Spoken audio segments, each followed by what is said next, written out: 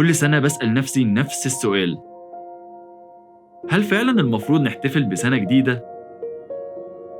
ولا الأوقع إننا نزعل على سنة خلصت من عمرنا؟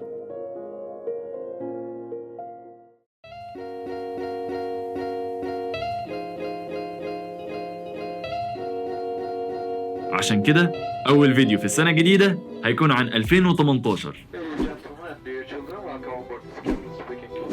الحمد لله السنة دي كان فيها سفر كتير، من مصر لتشينجدو في الصين، ومنها لمدينة شيان، ومن هناك لجوانزو. جوانزو تعتبر من أشهر 3 مدن في الصين، يعني بكين وشنغهاي وجوانزو، دول أشهر 3 مدن موجودين في الصين. بعدها رجعت مصر، سافرت للوادي الجديد. وصلنا دلوقتي مطار الخارجة، المفروض إن هو ده المطار اللي ورانا ده، مطار الخارجة. احنا واقفين في الشارع كده مستنيين الشنط، مفيش ولا سير ولا أي حاجة، هو الشنط بتيجي مش عارفة تيجي ازاي والله ما عارفة تيجي ازاي، بس المفروض احنا نقف هنا نستنى الشنط يعني. وبعدين طلعت دبي، وطبعا كان لازم اروح روسيا، من سان بطرسبرغ لفولغوغراد ومنها لموسكو. في 1917 حصل أهم حدث في تاريخ روسيا كلها، وهي الثورة الحمراء، واللي عملها كان لينين.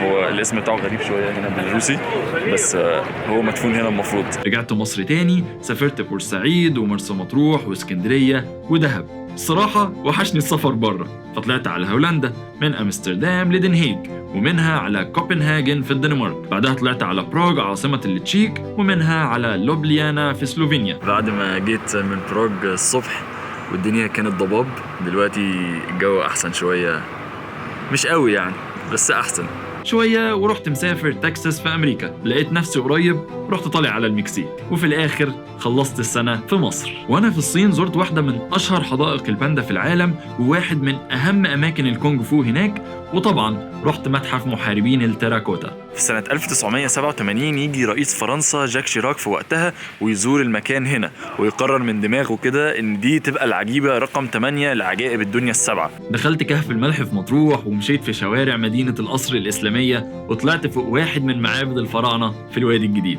يعني دلوقتي في أعلى حتة في قصر الغويطة، هو عبارة عن حصن عشان كان يحمي المدينة هنا، فمبني فوق جبل، وبعد كده في جزء معبد، فاللي تحت ده معبد فرعوني. احنا واقفين في حتة عالية جدا. زرت واحدة من عجائب الدنيا السبعة في المكسيك، ودخلت متحف الهرميتاج، وشفت عظمة المعمار في قصر بيتر هوف. احنا دلوقتي في متحف الهرميتاج في سان بطرسبرغ، ده يعتبر من أكبر المتاحف اللي موجودة في روسيا كلها، وهنا بيقارنوه بمتحف اللوفر في باريس، عشان يوريك قد ايه المتحف عملاق وقد ايه مليان آثار من بلاد كتير ومن حضارات مختلفة. ومن أسواق دبي القديمة لحدائق الزهور لبرج خليفة، ومن متحف سلوفينيا العجيب لمدينة كريستيانيا الغريبة، لحد آخر نقطة في أفريقيا. احنا دلوقتي في واحد من أكتر النقط المميزة، مش في بورسعيد بس ولا في مصر، احنا يا جماعة دلوقتي في آخر حتة أرض موجودة في قارة أفريقيا كلها.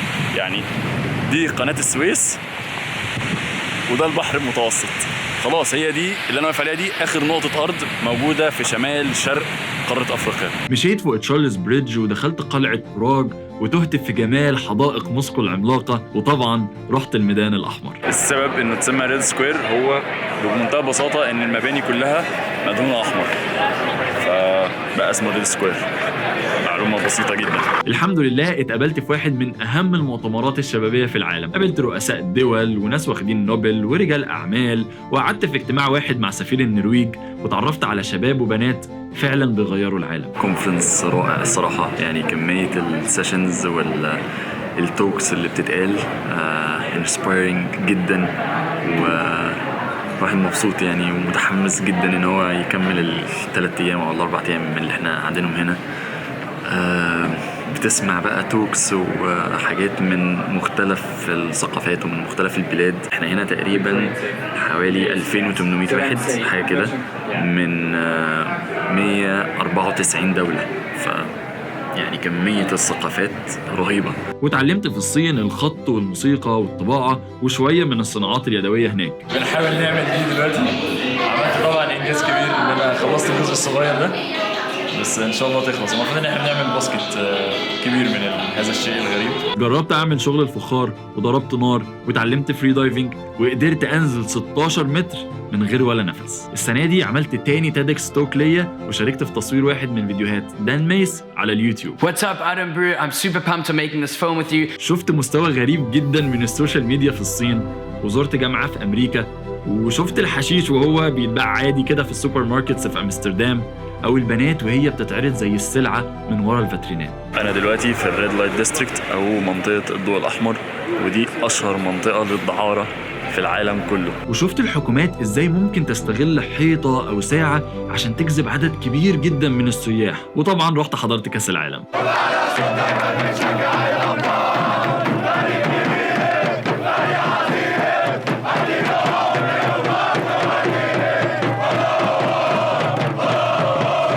سنة كانت مختلفة جدا، أيام بلعب في التلج أو ماشي تحت المطر، وأيام تانية خالص ماشي على كورنيش اسكندرية أو على واحد من شواطئ مطروح. يعني تجويفة كده في الجبال وبتاع والصخور وبتاع.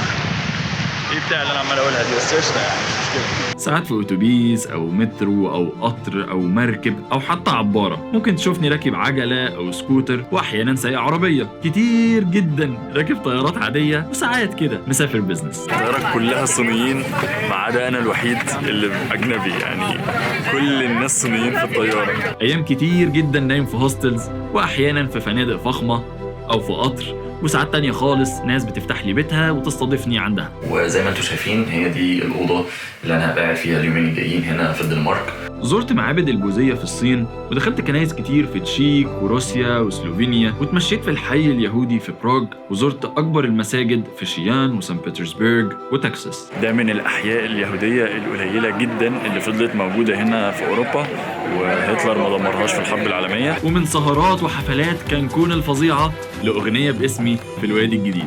بقول أدهم عندنا وأدهم مفيش منه، لا لعيبة بتعرفه ولا بتخرج منه. تحية الأدهم وهدير اللي في ريح منه. ومن عروض دبي الفخمة للغنى على السمسمية في حواري بورسعيد.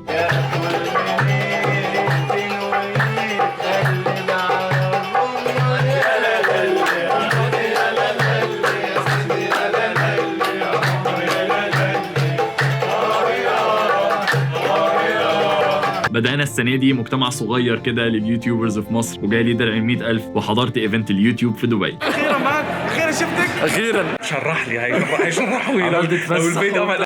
سوني مش كانت. أيوه مش كانت. وأنا كمان. وأنا والله. في خلال الرحلات دي قابلت وتعرفت على ناس كتير جدا من مختلف جنسيات العالم، منهم اللي حاول يعلمني صيني مثلا. كوي خوا كاو. كوي خوا كاو. ومنهم اللي حاولت انا اعلمه عربي. سي رايح. الله يا فين؟ فين؟ الله يا فين؟ الله يا فين؟ رايح. الله يا. وطبعا في اللي الناس كلها بتحبه. بس ممكن تقول حاجه للفيديو بس؟ أقول إيه؟ قول اي حاجه تعجبك، قولوا احنا. أنا سعيد بيكم. ربنا يخليكم احنا. يحفظك. حبيبي. كل اللي فات ده كوم، والاكل كان كوم تاني خالص. حراجي. صبيت وعليه بيض، كمية توابل رهيبة.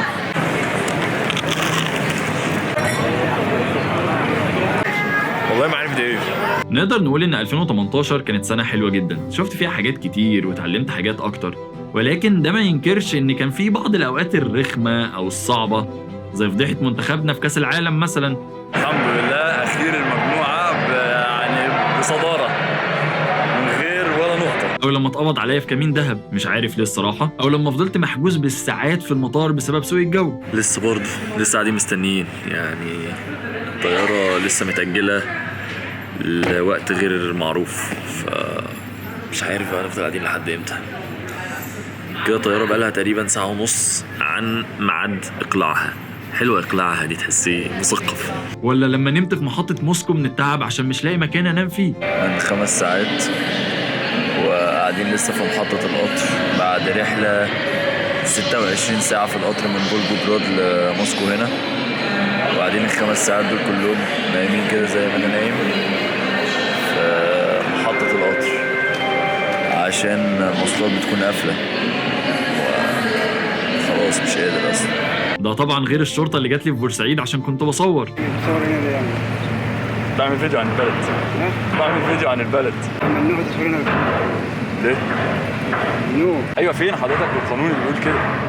ويا سبحان الله اتقبض عليا في القلعة بعديها. الناس هنا عطلونا بتاع ساعة ونص وجابوا لنا البوليس ورحنا المكتب مدير المنطقة وكانت قصة يعني. واخيرا الكوبري اللي اتفتح في روسيا ومخليناش نعرف نروح ليلتها. أسوأ حاجة في سان بطرسبرغ الكباري لما بتتفتح، لو انت الناحية التانية من الهوستل بتاعك او مكان الإقامة بتاعتك كده بالسلامة خلاص، هتنام في الشارع بقى لحد الساعة مثلا 4 ولا 5 فجر. فاحنا حصل معانا الغلطة دي وحاولنا ننام شوية في الجنينة وفشلنا عشان الدنيا برد وبتمطر حاليا كمان. في الآخر خلينا نرجع للسؤال اللي بدأنا بيه في أول الفيديو خالص. سنتك هتبقى مجرد أيام عدت وضاعت من عمرك على الفاضي لو ما كنتش حققت في السنة دي أي حاجة من اللي بتحلم بيه. ولكن بما إننا في بدايات سنة جديدة فخلينا نبص للسنة دي على إنها فرص كتير جديدة. حاول تستغلها عشان لما نسأل نفس السؤال السنة الجاية تكون راضي عن إجابتك وقتها. شلة أدهم شلة أدهم. شلة أدهم شلة أدهم. شلة أدهم شلة أدهم في كل مكان. كل مكان كل مكان. في كل مكان حول العالم. حول العالم. حوالين العالم. حول العالم. اوكرانيا. كوكب فنون جميلة. اسكندرية. القاهرة. نيويورك. سان خوان بورتوريكو. فيديو جديد. فيديو جديد بلد جديدة. ولا جديد. بلد جديدة شلة أدهم في كل مكان. فيديو جديد وبلد جديدة. فكل سنة وانتم طيبين وسنة سعيدة عليكم، واشوفكم في فيديو جديد وبلد جديدة وسلام.